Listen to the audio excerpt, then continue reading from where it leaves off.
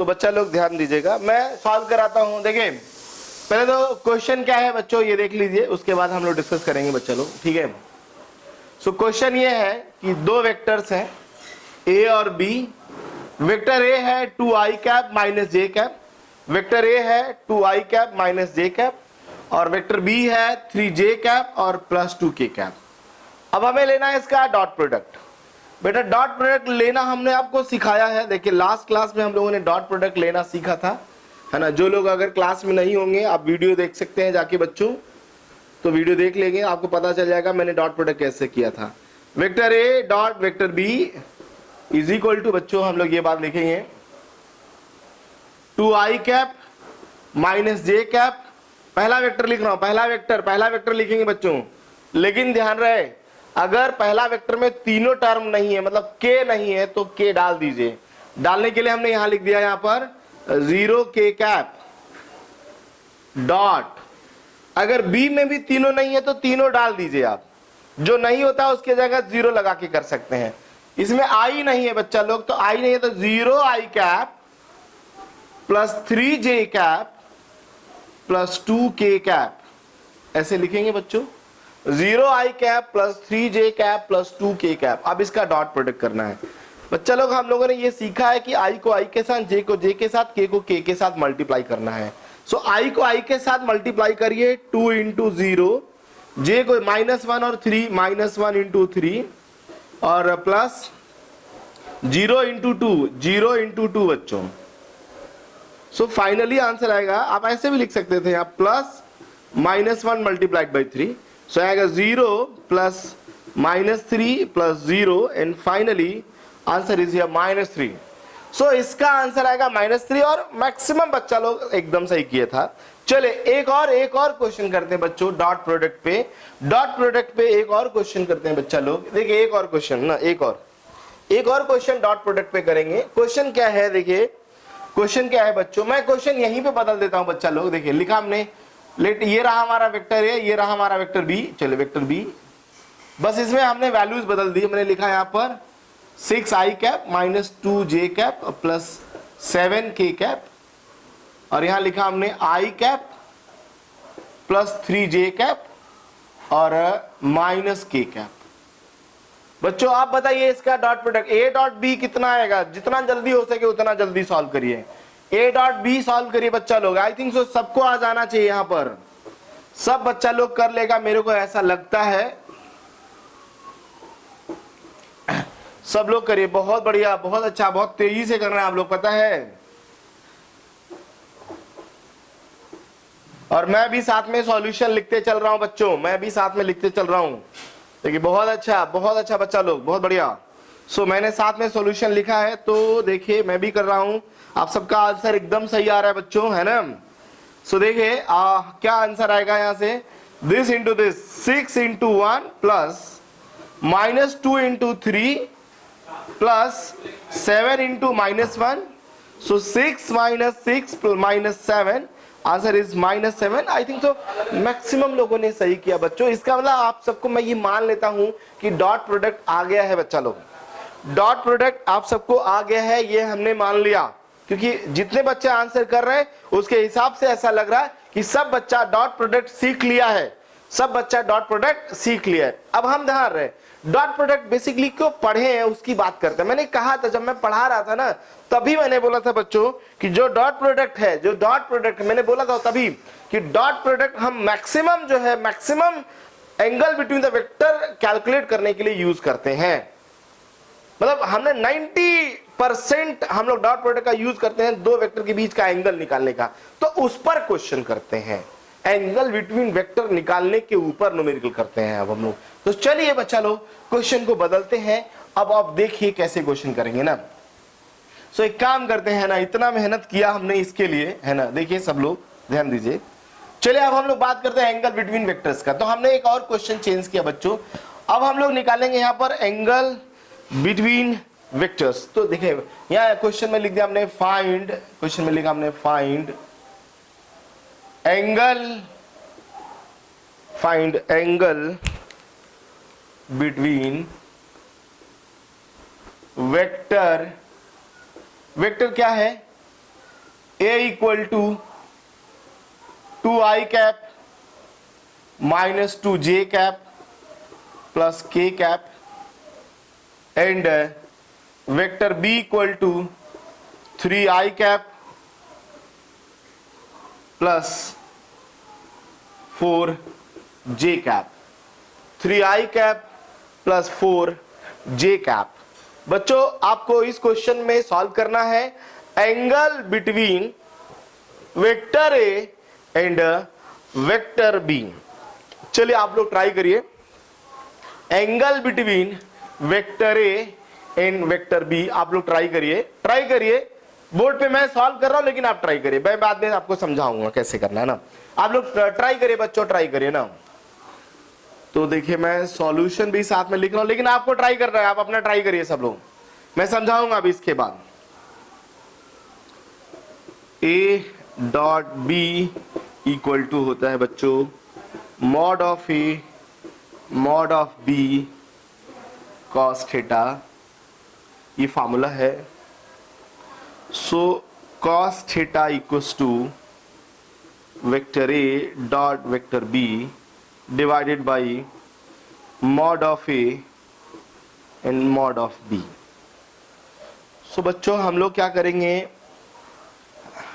अच्छा देखिए बच्चा लोग एक काम करता हूँ, हाँ कुछ बच्चे कोशिश किए हैं, जैसे ममता ने कोशिश किया है, बहुत सारे बच्चे कोशिश कर रहे हैं। मैं आपको बताऊं एक क्वेश्चन मेरे को करा लेने दीजिए, फिर अगला क्वेश्चन आप लोग ट्राई करिएगा, ठीक है बच्चा लोग। इस क्वेश्चन को मेरे को सॉल्व करने दीजिए।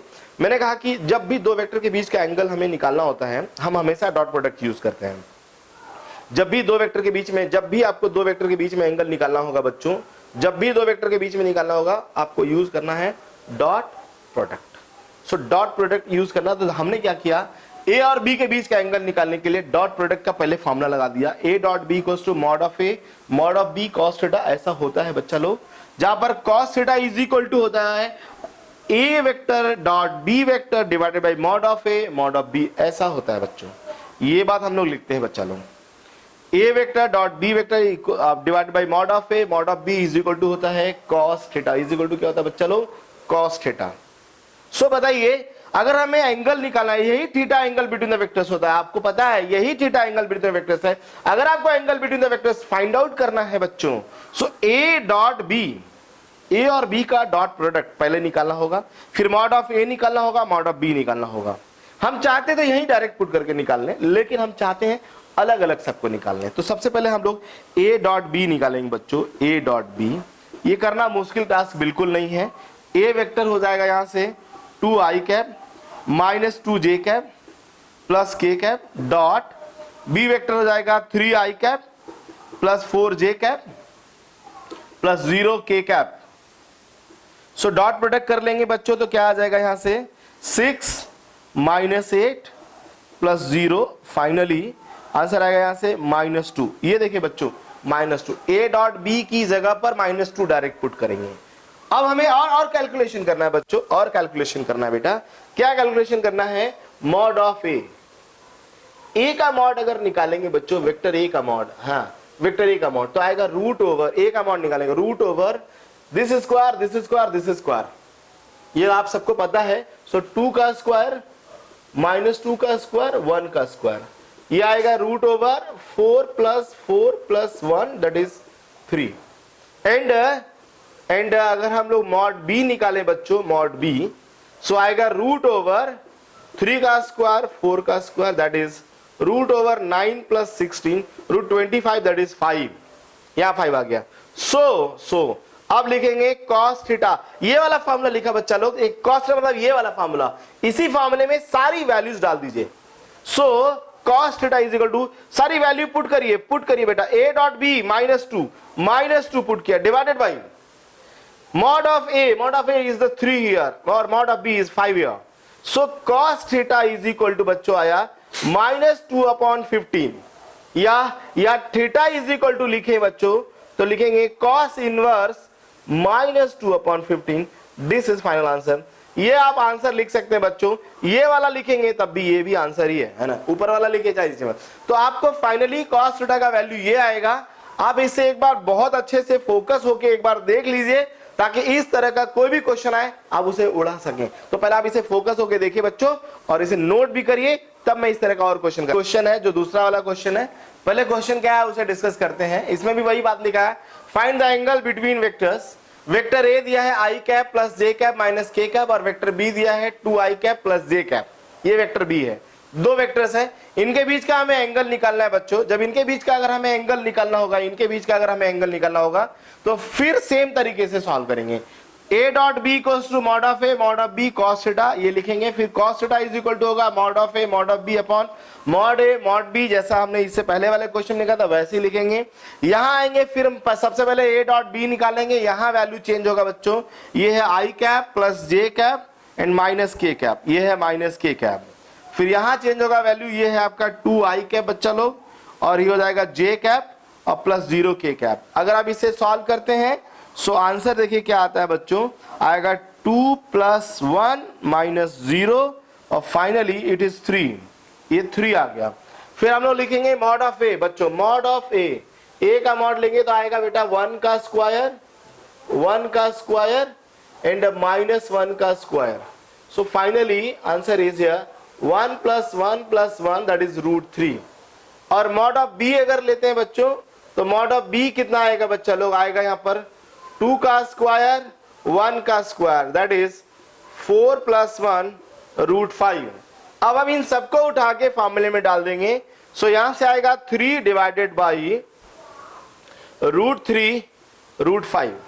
अगर हम चाहते, ध्यान रहे, चाहते तो एक काम और कर सकते बच्चा, 3√3 को हम ऐसे काट देते तो ऊपर हो जाता है। ध्यान रहे, अगर हम चाहते, कुछ बच्चों ने इसके बाद ये लिखा है 3/√15, एकदम सही है, कोई दिक्कत नहीं है। लेकिन मैं अगर मेरे को लिखना होता तो मैं ऐसे लिखता √3/√5 या रूट अपॉन ऐसे लिख देता है cos इनवर्स √3/5 ऐसे लिखता है, कोई दिक्कत नहीं, ये भी चलेगा और ये भी चलेगा, there is no problem at all बच्चा लोग।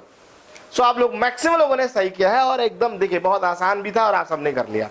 नेक्स्ट क्वेश्चन, हाँ नेक्स्ट क्वेश्चन करते हैं बच्चा लोग। नेक्स्ट क्वेश्चन क्या देंगे, फिर हमें एंगल बिटवीन द वेक्टर्स निकालना है, और वो वेक्टर्स के बारे में जो गिवन है वो ये गिवन है दिस, और ये हो जाएगा +3 के कैप। एकदम वही क्वेश्चन है, बस मैंने ऐसा थोड़ा सा चेंज कर दिया बच्चों। एक ये वेक्टर है, दूसरा ये वेक्टर है, इनके बीच का एंगल निकालना है। Find the angle between vector A and vector B. Picture में ये गिवन है, यहाँ पर मैंने थोड़ा सा चेंज किया है, इसे पिछले वाले क्वेश्चन से थोड़ा सा चेंज किया और ये आंसर आया है। और हमें अब angle between vector A and B पता करना है। कोशिश करिए बच्चों, कोशिश करिए, angle between A and B पता करना है इस केस में। यहां पर कोशिश करो बच्चा लोग, कोशिश करो।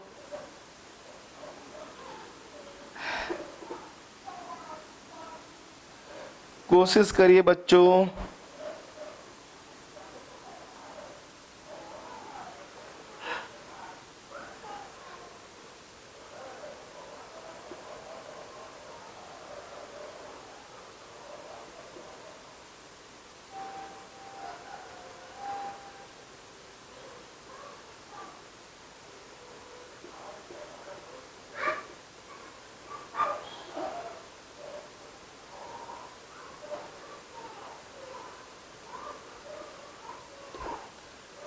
कर लिया कोशिश सब लोगों ने।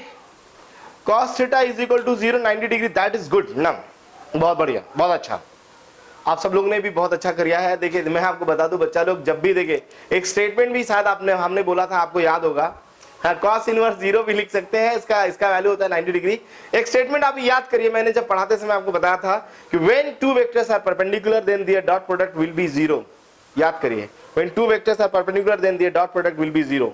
या अगर ये और ये नॉन जीरो है, ये दोनों जीरो नहीं है और इनका डॉट प्रोडक्ट 0 है, तो इनके बीच का एंगल 100% 90 डिग्री होगा। ये भी लिखवाया था मैंने।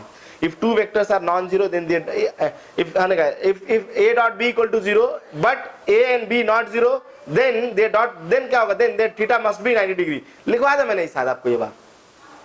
तो दो वेक्टर्स अगर है और वो 0 नहीं है, उनका डॉट प्रोडक्ट 0 है, तो 100% उनके बीच का एंगल क्या होगा? 90 डिग्री। जब भी आपको दो वेक्टर का डॉट प्रोडक्ट 0 दिखाई दे, यहीं पर इतना लिखने का जरूरत ही नहीं था बच्चों, इतना लिखने का जरूरत नहीं था। यहीं पर हम लोग लिख सकते थे, यहीं पर हम लोग लिख सकते थे बच्चा लोग, यहीं पर हम लोग लिख सकते थे क्या? यार यहीं पर हम लोग डायरेक्ट लिख सकते थे, जीरो आते ही लिख सकते थे कि थीटा की वैल्यू क्या हो जाएगी, 90 हो जाएगी। डायरेक्ट लिख सकते थे बच्चों, थीटा की वैल्यू कितनी जाएगी, 90 हो जाएगी। आई थिंक सो इस तरह का प्रॉब्लम आपको समझ में आ गया है। एक और आप थोड़ा सा प्रॉब्लम को थोड़ा और डिफिकल्ट करते थे ना, कर देते हैं बच्चों, प्रॉब्लम को थोड़ा सा डिफिकल्ट कर देते हैं। तो सुनिए क्या है अब अगला प्रॉब्लम क्या है बच्चों। अगला प्रॉब्लम मैंने लिखा find the angle between vector a लिखा and y axis. Find the angle between vector A and y axis. आप करिए जरा सॉल्व, तो आप कोशिश करिए y एक्सिस और इस a वेक्टर के बीच का एंगल निकाले, कोशिश करिए। मुश्किल बिल्कुल नहीं है, बहुत आसान है, बस आपको ये ध्यान रखना है एक वेक्टर तो यहां पर है, दूसरा वेक्टर का पता नहीं है, दूसरा के बारे में लिखा y एक्सिस। तो सबसे पहले आप इस दूसरे वेक्टर के बारे में पता करिए। y एक्सिस का मतलब होता है दूसरा जो वेक्टर है वो है आपका j कैप। ये y एक्सिस का मतलब बच्चा लोग जो दूसरा वेक्टर है वो है j कैप। y एक्सिस बोले तो j कैप, x एक्सिस बोलता तो i कैप, z एक्सिस बोलता तो k कैप। जो बोलेगा उसके अकॉर्डिंग यहां पर वेक्टर लिख लेंगे। एक वेक्टर ये है, दूसरा वेक्टर ये है। मैं फिर बोला अगर यहां x एक्सिस होता then we can write here i cap, अगर यहां पर z एक्सिस होता then we can write here k cap. So उसके अकॉर्डिंग हमने यहां लिखा। और अब हमें निकालना है एंगल। सो एंगल कैसे पता करेंगे बच्चा लोग, एंगल निकालने का फिर वही तरीका तो बदलेगा नहीं भाई, क्वेश्चन बदलते जाएंगे, तरीका नहीं बदलेगा। a dot b equals to mod of a in mod of b cos theta बच्चों। So this cos theta is equal to हो जाएगा a dot B divided by mod of a in mod of b। Solve जैसे करते आए अभी तक वैसे ही। सबसे पहले हम लोग a डॉट बी सॉल्व कर लेंगे बच्चों। डॉट इज इक्वल टू हो जाएगा आपका i cap plus j cap minus k cap dot j cap and it is equal to 1। Solve करके देख लीजिए and it is equal to 1। ये j कैप में आप यहाँ 0 i cap plus 0 j cap ये सब भी लिख सकते थे। तो फाइनली आंसर यहाँ आएगा 1 इसको मल्टीप्लाई करने से। अगला बात करते हैं हम लोग मैग्नीट्यूड निकालेंगे बच्चों। सो वेक्टर ए का मैग्नीट्यूड कितना आएगा बच्चा लोग, वेक्टर ए का मैग्नीट्यूड अगर निकाला जाए सो वेक्टर ए का मैग्नीट्यूड हो जाएगा this is equal to root over 1 का स्क्वायर प्लस 1 का स्क्वायर प्लस माइनस 1 का स्क्वायर। एंड वेक्टर बी का मैग्नीट्यूड होगा बच्चों रूट ओवर सिर्फ 1 का स्क्वायर। सो ये वाला आंसर तो आया √3 और ये वाला आंसर आया 1। अब हम लोग क्या करेंगे, फॉर्मूले में डाल देंगे। So this cos theta is equal to a dot B that is 1 upon mod of a √3 into 1। So finally cos theta is equal to 1 upon √3, जैसा कि सब बच्चा को पता है कि हाँ सर यही आंसर आ रहा है। So theta is equal to कह सकते हैं cos inverse 1 upon √3। This is our final answer बच्चों, और मैक्सिमम बच्चों ने ये किया है, मेरे को बहुत खुशी है। अच्छा भाई कुछ एक थोड़ा हाई लेवल का क्वेश्चन किया जाए क्या, हाई लेवल थोड़ा ऊपर लेवल का किया जाए, बोलो थोड़ा सा एक और एक स्टेप ऊपर और चला जाए, चले चलो बहुत बढ़िया गुड। सो एक क्वेश्चन और करते हैं, देखिए एक क्वेश्चन और करते हैं बच्चों ना। मैं क्वेश्चन को ज्यादा डिस्टर्ब नहीं करता हूं, ऐसी क्वेश्चन रख के कर लेते हैं। सो देखिए क्वेश्चन क्या है बच्चा लोग, यहाँ पर सब लोग ध्यान दीजिएगा। देखिए क्वेश्चन क्या है ना, देखिए मैंने कहा कि ज्यादा क्वेश्चन डिस्टर्ब नहीं किया मैंने, बस सिंपल सा बात बोला कि भाई देखिए कि एक वेक्टर है यहां पर लिखा i cap plus j cap minus k cap, और दूसरा है यहां पर एंड लाइन, एक लाइन है उसका इक्वेशन दिया हुआ है यहां पर, लाइन का equation and line 2x plus 3y equal to 6। So इस लाइन और इस वेक्टर के बीच में एंगल निकालना है।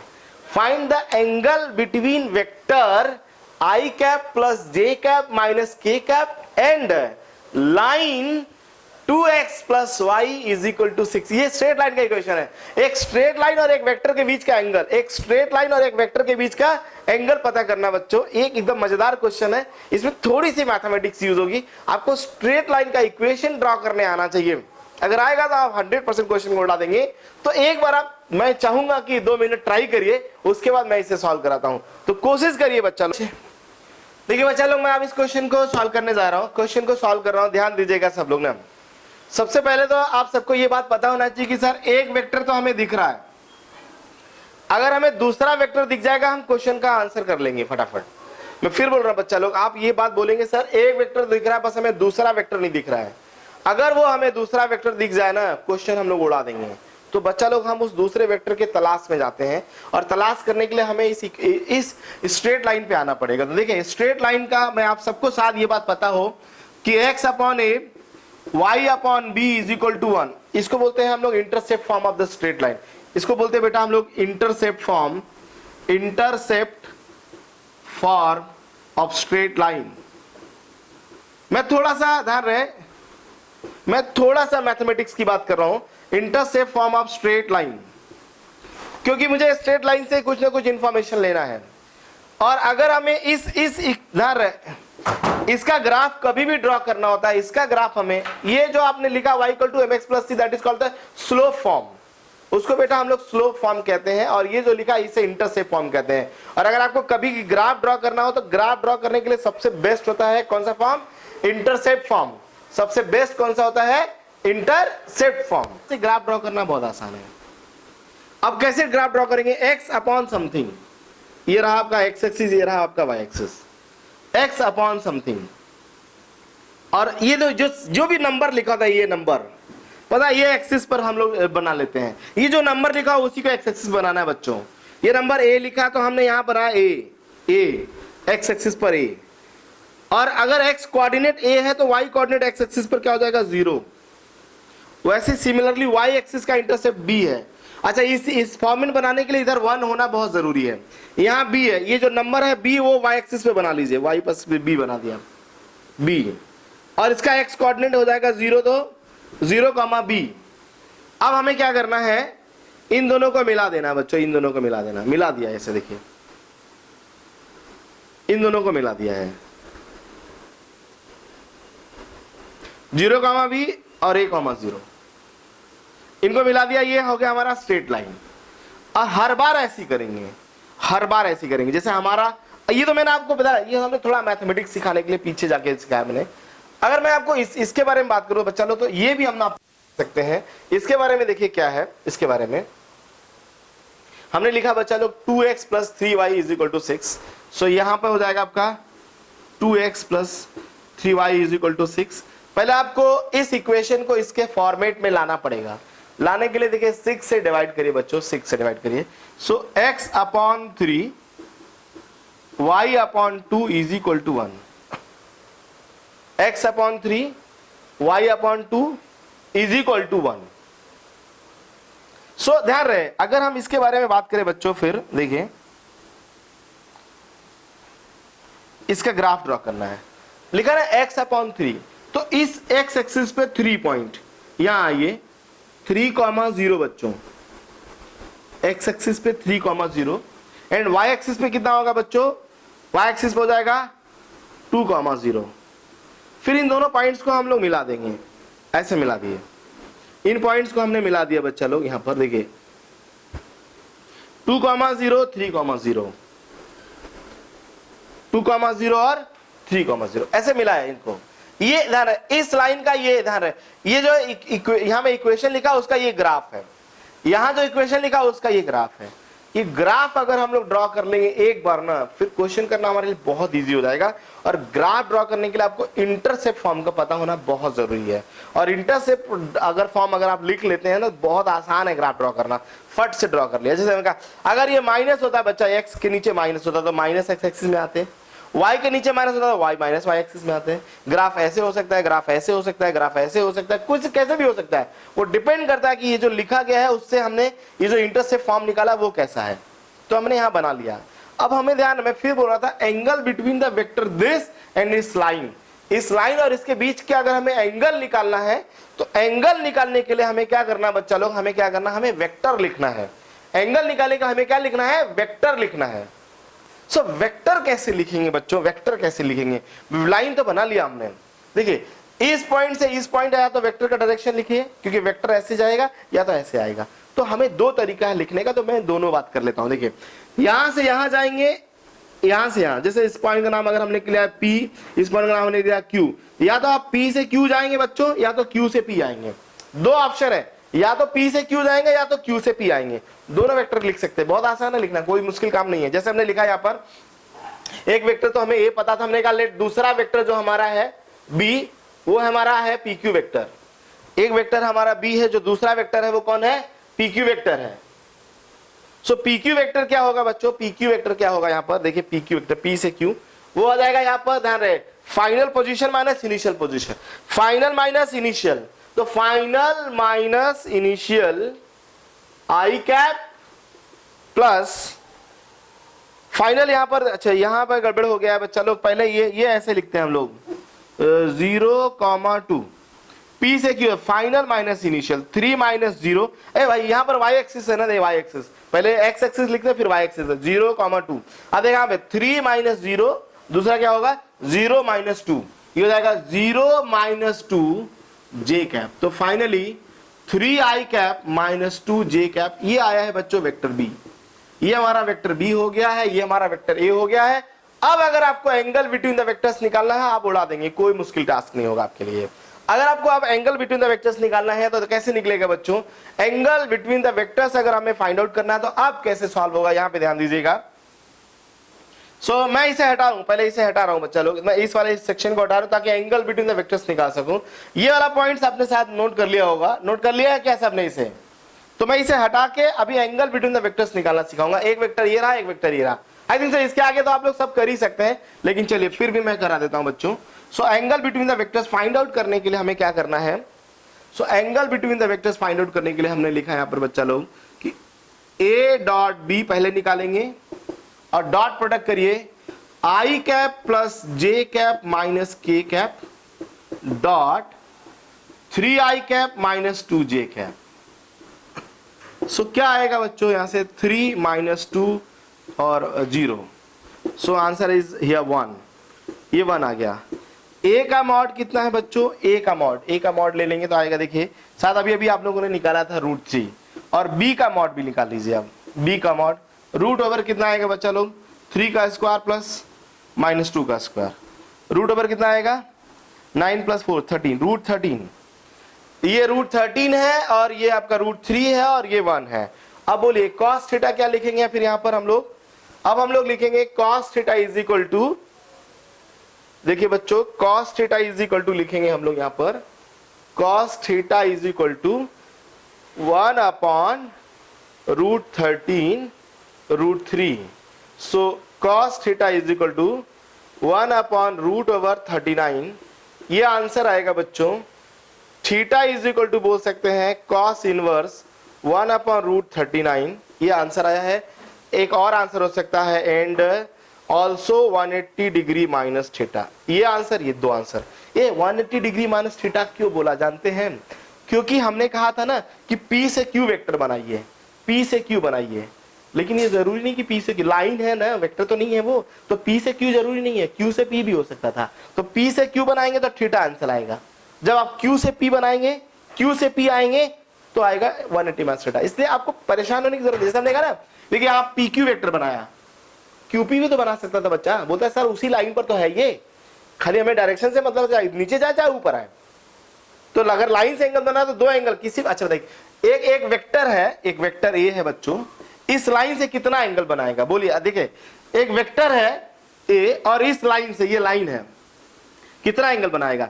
बच्चा बोल सकता है सर एक तो ये वेक्टर हमारा, ये जो वेक्टर है, एक तो ये वाला एंगल बनाएगा अल्फा, और एक ये वाला एंगल बनाएगा, ये वाला एंगल। इसी लाइन से ये वाला एंगल भी हो सकता है, ये वाला कितना एंगल होगा बोलो? 180 माइनस अल्फा। इसीलिए हमने दो आंसर लिखा बच्चों, इसीलिए हमने दो आंसर लिखा है। बात समझ में आ रहा है ना?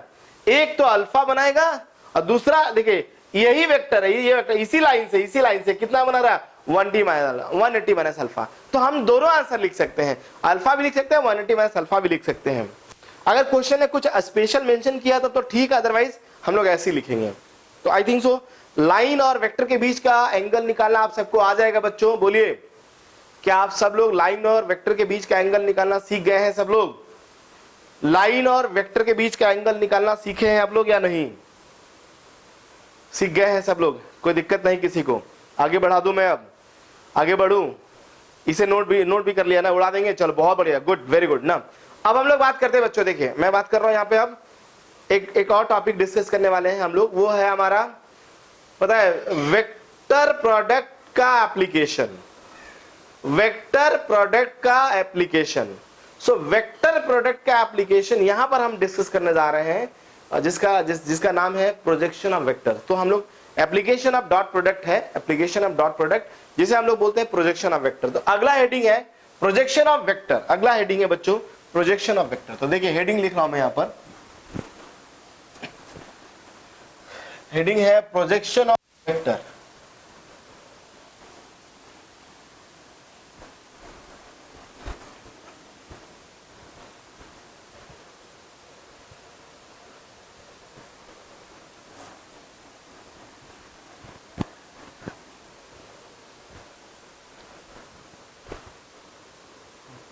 यहां लिखा हमने, हेडिंग है बच्चों लोग projection of vector, projection of vector, ये हेडिंग है बच्चा लोग ना। सो हम प्रोजेक्शन ऑफ वेक्टर कैसे सॉल्व करेंगे, देखिए इसके बारे में बात करते हैं ना। सो प्रोजेक्शन ऑफ वेक्टर अगर हमें करना होता है बच्चों, तो हम लोग यहां पर लिखते हैं, देखिए हमारे पास दो वेक्टर है, एक वेक्टर ए है, दूसरा वेक्टर है बी। हमारे पास दो वेक्टर है बच्चा लोग, एक वेक्टर ए है, दूसरा वेक्टर बी है। हम प्रोजेक्शन निकालना चाहते हैं, हम क्या करना चाहते हैं पहले हम आपको ये बता दें, हम निकालना चाहते हैं projection of vector A on vector B, हम ऐसा करना चाहते हैं, या जानते हैं इसी को हम ऐसे भी पढ़ते हैं, इसको कहते हैं हम लोग और कह सकते हैं component of vector A along vector B, component of vector A along vector B, ये चीज है, दोनों एक ही बात है। देखिए मैं यहाँ पे जो पिक्चर में दिखा ना, एक वेक्टर बी है, वेक्टर ए है, अच्छा। और चलिए एक काम करिए, पहले आसान समझ, एक्चुअली मैं ये चीज मैं समझाने के लिए आपको कर रहा हूँ। मैंने कहा इसको वेक्टर ए लिख लो, चलो इसको वेक्टर बी लिख लो। एक्चुअली में मेरे को समझाना इजी होगा, इसलिए मैंने ऐसा किया। हम लोग बदल लेंगे, बदल के भी करेंगे, टेंशन नहीं है ना। पहले सुनिए मेरी बात, एक वेक्टर ए है, दूसरा वेक्टर बी है। हम चाहते हैं वेक्टर ए का वेक्टर बी के ऊपर प्रोजेक्शन निकालना, जैसे लिखा है projection of vector A on vector B, या उसी को हम ऐसे भी पढ़ते हैं component of vector A on along vector B, A का कंपोनेंट ऑफ बी के अलोंग। अच्छा बच्चा लोग एक बात मैं आपको बताऊं कि अगर मैं ये एंगल आपको बता दूं, ये एंगल आपको बता दूं कि मान लो ये एंगल थीटा है, तो ए का कंपोनेंट बी की तरफ, ए का कंपोनेंट बी की तरफ कितना होगा? आई थिंक सो बच्चा बोलेगा सर हम सबको पता है, क्योंकि ये तो आपने कंपोनेंट में भी पढ़ाया है। मैं फिर बोल रहा हूं, देखिए मैंने कहा अगर ये एंगल आपको बता दूं मैं, तो ए का कंपोनेंट बी की तरफ कितना होगा आप सबको पता होगा, क्योंकि आप ये बात बोल सकते हैं कि सर ये बात तो आपने कंपोनेंट में भी पढ़ाया, हमें कंपोनेंट में भी आपने हमें सिखाया कि इसका कंपोनेंट इधर कितना आएगा। ये बात तो सबको क्लियर है ना। सो देखिए कंपोनेंट में भी अगर हमने ये बात कर ही रहे थे बच्चा लोग कंपोनेंट का, कि कंपोनेंट का बात करें, इसका कंपोनेंट अगर हम लोग इधर लेते हैं, इसका एक कंपोनेंट इधर लेते हैं ना, कंपोनेंट निकालना आप सबको मालूम है कि सर जिधर एंगल होता है उधर कंपोनेंट कॉस्ट होता है। इसका आप डायरेक्ट बोल सकते हैं सर इसका अगर कंपोनेंट हम बी पर निकालें तो आंसर आएगा ए कॉस थीटा, और ये बात हम लोग कंपोनेंट में भी सीखे हैं, और सच बताया उसी को हम प्रोजेक्शन भी कहते हैं। हालांकि कंपोनेंट के साइड में हम भी प्रोजेक्शन का बात कर सकते थे, लेकिन यहाँ पर हमें डॉट प्रोडक्ट का यूज करना था, इसलिए मैंने उस समय डिस्कस नहीं किया था। तो देखिए अगर मैं इसका कंपोनेंट इस डायरेक्शन में निकालूं बच्चा लोग, कंपोनेंट मतलब प्रोजेक्शन, प्रोजेक्शन मतलब शैडो, जैसे हमने कहा ऊपर से टॉर्च जला है बच्चा लोग, जैसे ऊपर से टॉर्च जलाई है तो इसका शैडो आएगा। देखिए यहाँ मतलब अगर ये पॉइंट O है, ये पॉइंट P है, तो जो OP है वो A का शैडो B पर है, A का शैडो B पर, मतलब उसको बोलते हैं projection of A on B। A का शैडो B पर उसको बोलते हैं projection of A on B। तो A का शैडो B पर कितना है बच्चा लोग? आंसर आएगा OP। अरे भाई ये और ये एक ही है, इसका मतलब ये आएगा OP। क्लियर है सबको? अगर ये OP है बच्चा लोग, ध्यान रहे ये OP है, तो OP लेंथ होगा वैसे कितना? वैसे मेरे हिसाब से होना चाहिए मॉड A cos थीटा, लेकिन आप चाहें तो आप इसे कैलकुलेट भी कर सकते हैं। यहीं पे अगर आप देखें इसी ट्रायंगल में अगर हम लोग बात करें तो cos theta is equal to क्या लिखेंगे बच्चों? cos theta base upon hypotenuse, base क्या है OP। हाइपोटेन्यूज कितना है यहाँ पर बोलिए, mod of A, mod of A. So यहाँ से कह सकते हैं OP equal to mod of A cos theta, OP equal to mod of A cos theta, ऐसा हम लोग यहाँ पर लिख सकते हैं बच्चों, कोई दिक्कत नहीं है। सो देखिए ये बात आई थिंक सो आप सबको समझ में आ गया होगा। तो हमने ए का प्रोजेक्शन बी पर जब निकाला तो आंसर आया है ए कॉस थीटा। लेकिन ध्यान रहे इतना आसान अगर है तो हम लोग बेकार में यहाँ पढ़ रहे हैं, क्योंकि कंपोनेंट तो हमें पहले से पता है। लेकिन ध्यान रहे बच्चा लोग, जब प्रोजेक्शन आपसे पूछेगा तब दोनों वेक्टर के बीच का एंगल नहीं लिखेगा। जब दोनों वेक्टर के बीच का एंगल नहीं लिखेगा उस केस में प्रोजेक्शन कैसे निकालेंगे। तो हम चाहते हैं ये एंगल यहाँ से इलिमिनेट हो जाए, एंगल लिखा ही ना रहे। तो उसके लिए या तो देखिए एक काम और कर सकते हैं, बच्चा बोल सकता है सर हम पहले एंगल निकाल लें फिर प्रोजेक्शन निकाल लें। हम बोले हाँ एकदम सही है, आप एंगल निकालिए फिर प्रोजेक्शन निकालिए, चलेगा, कोई दिक्कत नहीं है।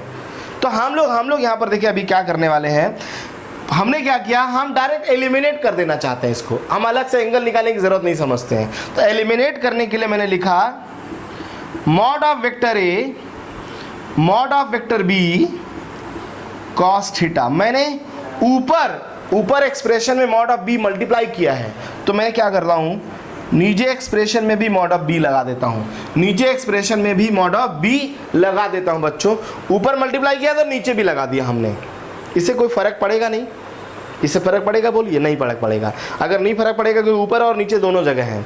लेकिन ऊपर देखिए क्या हो चुका है, अब यही OP जो प्रोजेक्शन वेक्टर जो प्रोजेक्शन है प्रोजेक्शन OP, अब यही OP अब क्या हो जाएगा बच्चों, ऊपर देखिए ऊपर एक फार्मूला बन गया है। क्या फार्मूला बन गया पता है, फार्मूला बन गया है A dot B divided by mod of B, A dot B divided by mod of B। ये फार्मूला बन गया है बच्चा, ये देखिए ये फार्मूला बन गया है A dot B divided by mod of B. इसको बोलते हैं, देखिए इसको बोलते हैं हम लोग, ये जो लिखा एक्सप्रेशन इसी का नाम है, इसको बोलते हैं projection of vector A on vector B।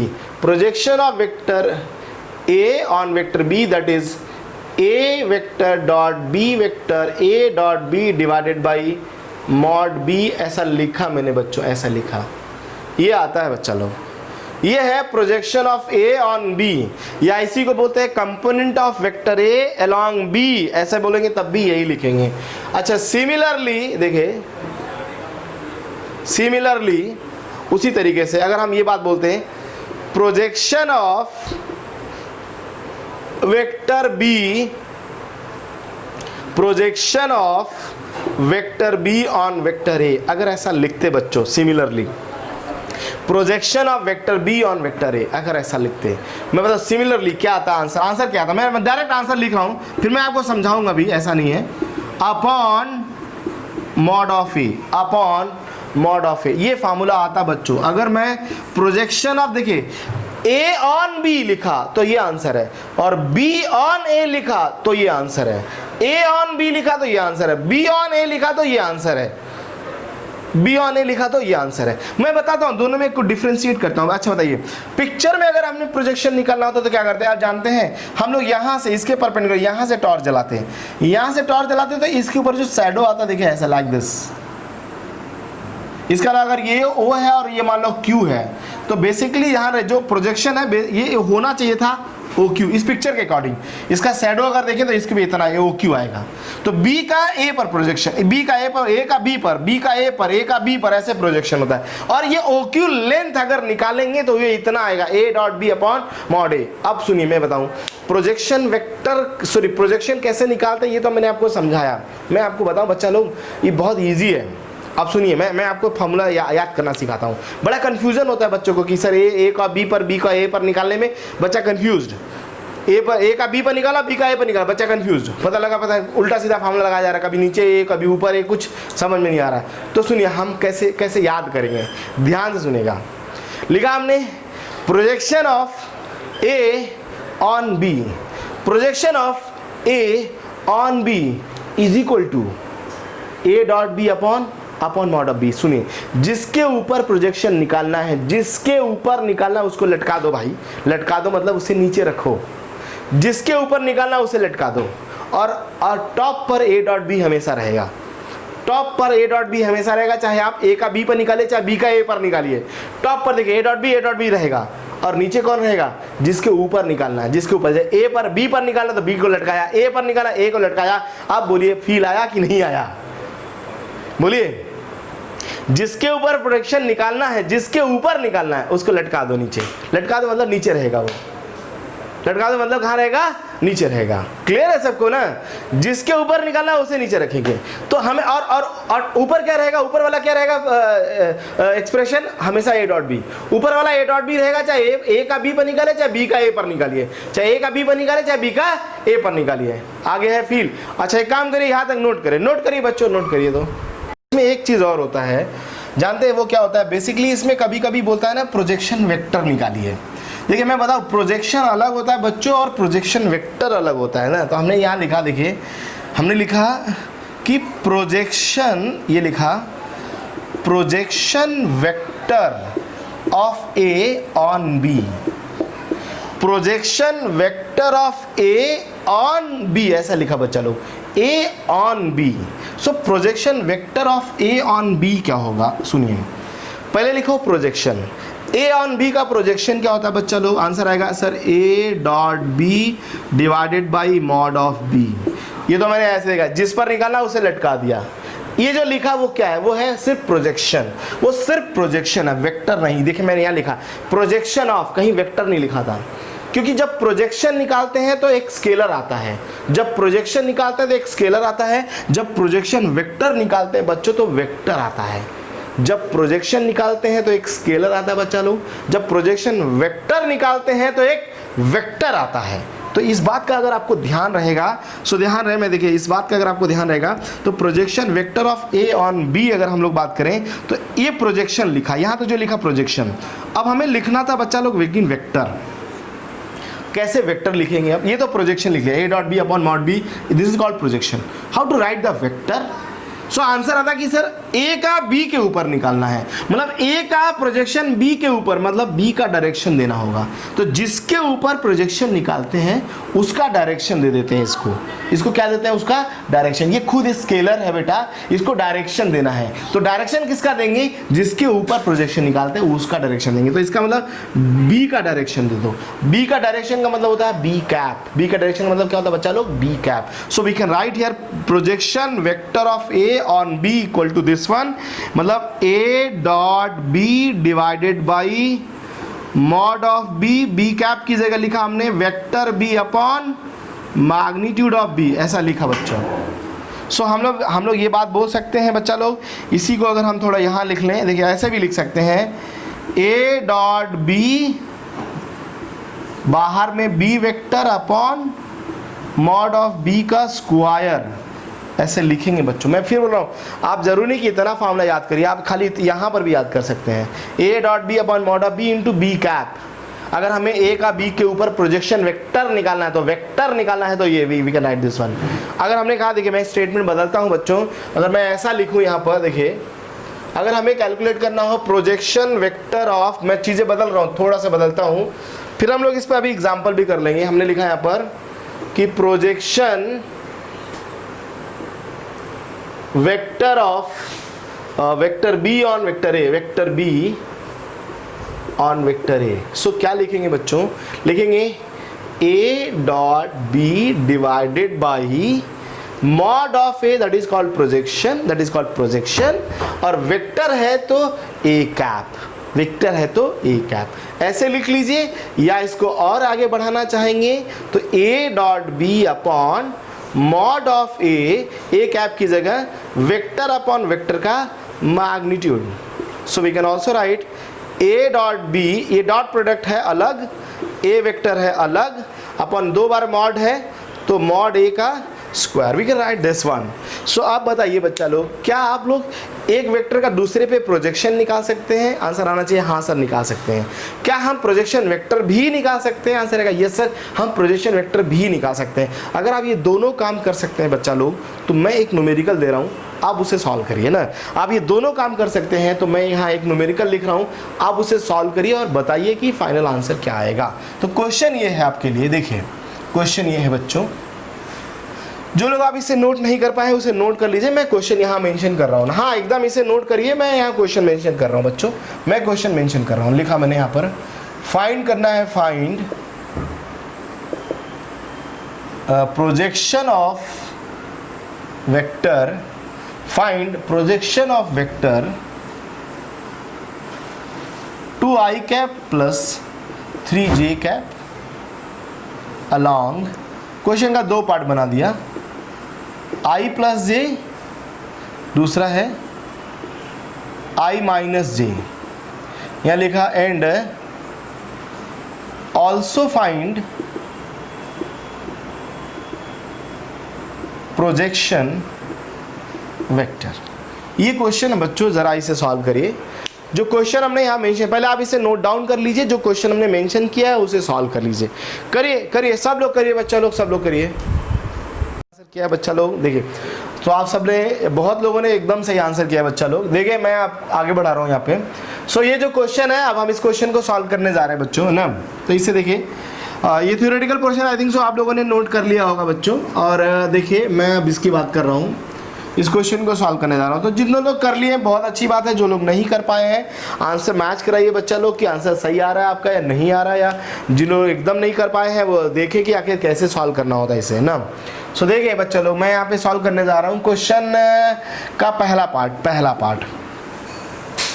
Part. बच्चा लोग इसको आप एक काम करो, इसको मान लो कि ये वेक्टर ए है। पहला पार्ट में हमने मान लो वेक्टर ए मान लिया, इसको 2i cap plus 3j cap को वेक्टर ए मान लेते हैं, और वेक्टर बी मान लेते हैं i cap plus j cap को, क्वेश्चन का पहला पार्ट। सो हमने यहाँ लिखा, पहला तो लिखे projection of A on B, यही पूछा है क्वेश्चन है भाई, ए ऑन बी, बी पर निकालना है, that means A dot B divided by mod of B, सीधी बात है एकदम, A dot B divide by mod B, है ना। सो बच्चा लोग ए डॉट बी, इसका डॉट प्रोडक्ट करो, कितना आएगा डॉट प्रोडक्ट यार, डॉट प्रोडक्ट करो तो 2 प्लस 3 डिवाइडेड बाई बी का मॉड रूट ओवर 1 का स्क्वायर प्लस 1 का स्क्वायर, फाइनली 5 अपॉन रूट 2। बच्चों कोई दिक्कत ही नहीं है, बड़े आसानी से कर लिया यार। अच्छा, जब हम क्वेश्चन का सेकेंड पार्ट करने जाएंगे बच्चों, सेकेंड पार्ट, सो यहाँ पर अगर आपका वेक्टर ए ये होता है 2i cap plus 3j cap, so vector b कौन है बच्चों, यहाँ पर वेक्टर b है i cap minus j cap. इसका मतलब आपको निकालना यहाँ पर है प्रोजेक्शन, आपको निकालना है बच्चों projection of vector a on b, जैसा कि क्वेश्चन कह रहा है कि इसका प्रोजेक्शन इसके ऊपर निकालना है, इसका प्रोजेक्शन इसके ऊपर निकाला। क्वेश्चन जैसा कह रहा है वैसा हमने लिख लिया। So this is equal to आएगा a dot B divided by mod of B. अब डॉट प्रोडक्ट इसका करेंगे बच्चों, तो 2 minus 3 upon root 2, that is minus 1 upon root 2। ये आंसर आ रहा है बच्चा लोग, ये आंसर आया है। ये जो आया है देखिए 5 अपॉन रूट 2 या माइनस 1 अपॉन रूट 2, ये आया है प्रोजेक्शन बच्चों। अभी हमें निकालना है प्रोजेक्शन वेक्टर।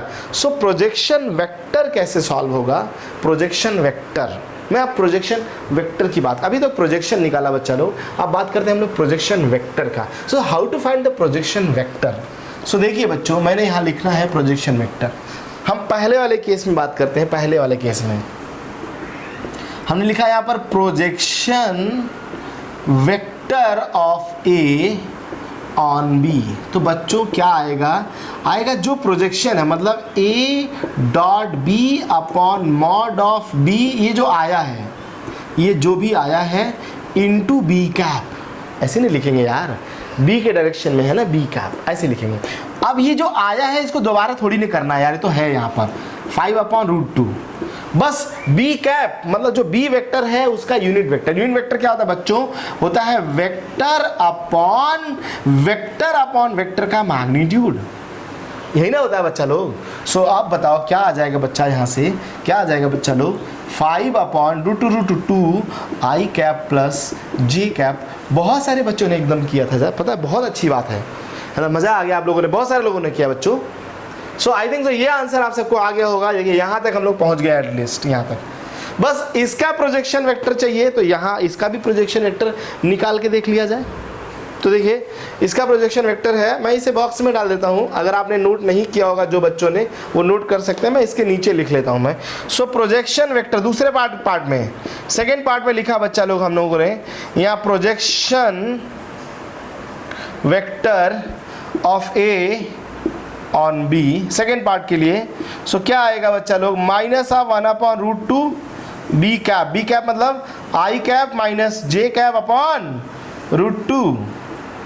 सो फाइनली आंसर आएगा बच्चों minus of 1/2 I cap minus J cap. I think so कुछ बच्चों ने सही किया था, कितने लोग वैसे सही किए थे बच्चा लोग, है ना। सो बच्चा लोग ऐसे पता है, मैं आपको बताऊं कि आज का टॉपिक यहीं पे खत्म होता है। अगली बात हम अगली क्लास से स्टार्ट करेंगे। सो नेक्स्ट क्लास में हम लोग मिलेंगे आगे की बात के लिए, ठीक है बच्चा लोग। तो चलिए हम लोग अब मिलेंगे अगली क्लास में बच्चों।